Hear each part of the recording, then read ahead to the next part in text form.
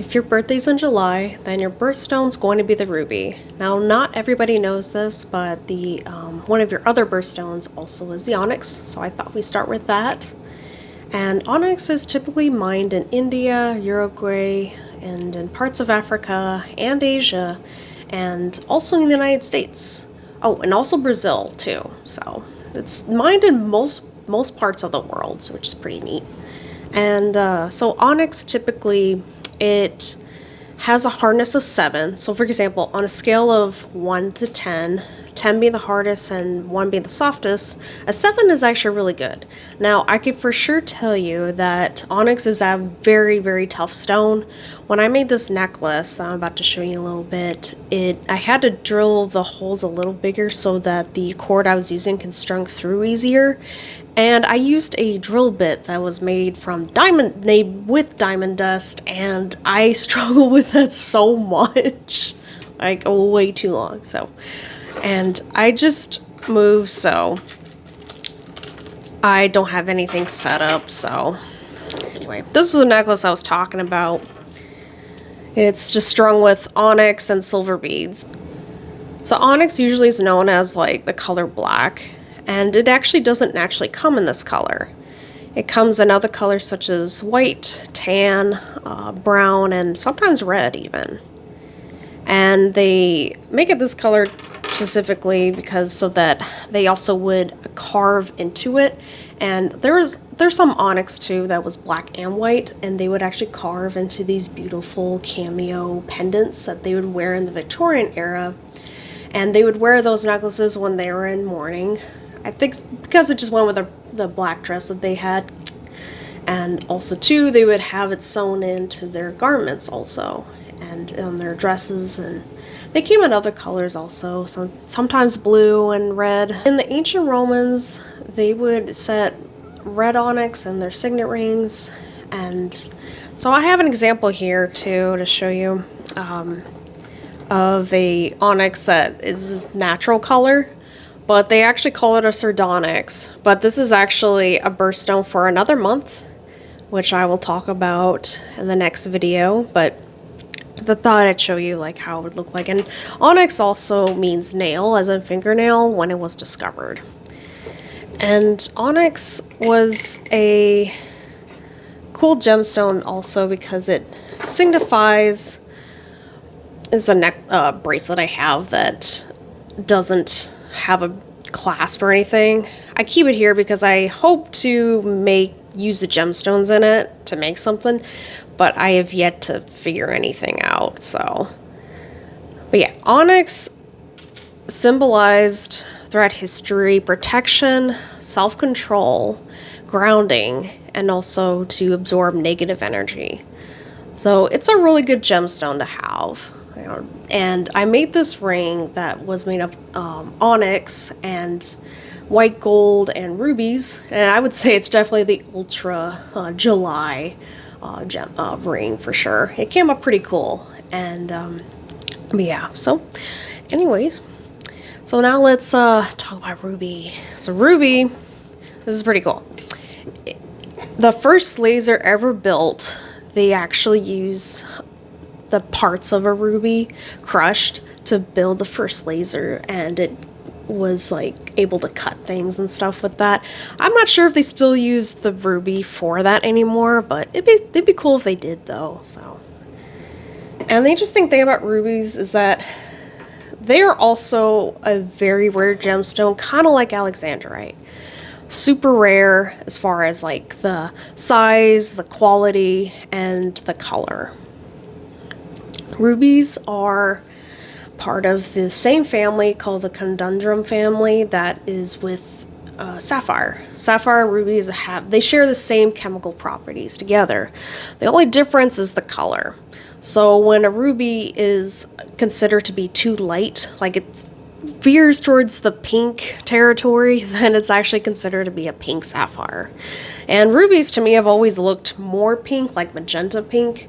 But occasionally they can actually look more red. Now I have a kind of a ruby that's not the best quality to start with, but They cut it really shallow because of the hexagonal properties that it grows with. So give me just 1 second and see if I can try to, hopefully you can see it pretty clearly. And this one's not super translucent, it's very opaque. So it's not like the best looking ruby that there is. And a lot of the rubies too, actually, they're kind of similar to that, or sometimes they can be more translucent, but they actually, some rubies, or a lot of rubies actually, they infuse it with the glass, specifically the parts that are fractures, which kind of look like crack marks on glass. And some rubies, they can look so not very good, very ugly, so they start off with like gray inclusions. Like they can look kind of rough. So having the glass inclusions makes them look so much better.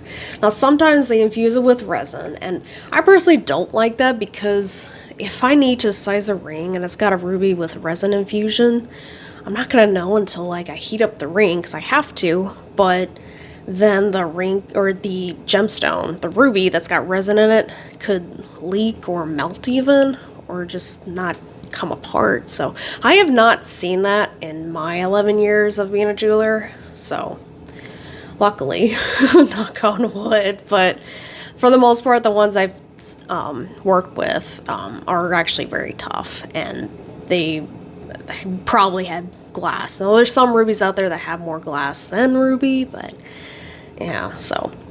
And I have another example of a star ruby.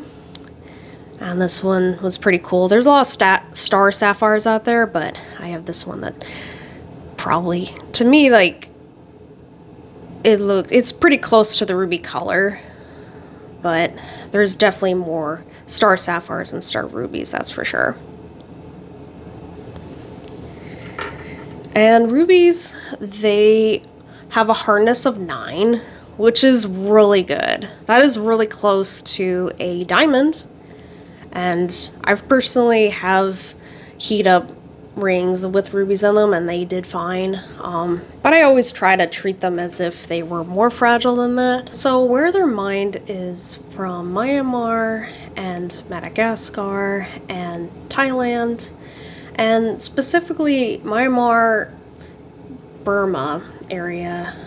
They were considered to have the best rubies for a long time. Specifically because the rubies resembled what they call pigeon's blood at the time, but now it just kind of depends, and doesn't mean that the ruby you have is like as rare as what they're known for. And I actually like Madagascar's rubies just because they're more red than pink. And if you have a 15th anniversary or a 40th anniversary, ruby is the traditional wedding gift. And rubies in a lot of cultures, they actually resemble similar things in multiple like ancient civilizations. Majority of the time they're worn by royalty, and they symbolize power. That's probably why royals got to wear them. They also symbolize passion. They also symbolized passion and protection and vitality. So the protection part is actually very similar to onyx also. So ruby in Latin is ruber, which just means red. So it's blunt as ever, so. And in the Catholic Church, rubies represented the precious blood of Jesus and the sacrifice of the martyrs. And even the cardinals as well, the rings some of them have rubies in it also. I know the bishop's ring has amethyst sometimes, but cardinals, they had beautiful rubies set in their gold rings. And the ancient Greeks thought the stone, the reason why they saw it as a protection stone is because they believed that the stone would grow hotter and warmer as danger approaches. And in the medieval times, they thought that rubies would it would warm up so much that it could melt wax or boil water. Now, me personally, I've never seen or experienced rubies warming up at all. I just always saw them as, like, to me, work with them occasionally, and I haven't experienced them warming up at all, so I thought that was interesting. So some of the more like historical rubies, such as the Estrella ruby. Now this was mined in Mozambique in 2022, so really, really recently. And this was around 101 carats, which is a really good size. It's huge. And it was bought for $34.8 million, which I can't fathom like that much for a gemstone. It must have been pretty cool. Somebody really wanted it, that's for sure. And it was some of the biggest transfers of money for a gemstone in history. And this other ruby, which is even bigger than that, was called the Liberty Bell ruby. And this one was 500 carats, which I'll never get to see it for sure, because the interesting thing about this ruby is that it was stolen and they still have not been able to recover it.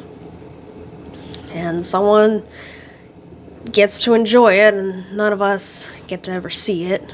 So somebody for sure wanted it badly, and those were some professionals that were able to get something like that. So you have like thieves that just steal a couple things, then they get caught, but then you have some like people that really, this is what people can make a movie of this story probably, and they can just kind of spin what's left of it. Although I'm kind of hoping that this isn't the case, but sometimes I'm worried that like maybe they purposely broke it and then like made other gems and then sold them like in multiple pieces.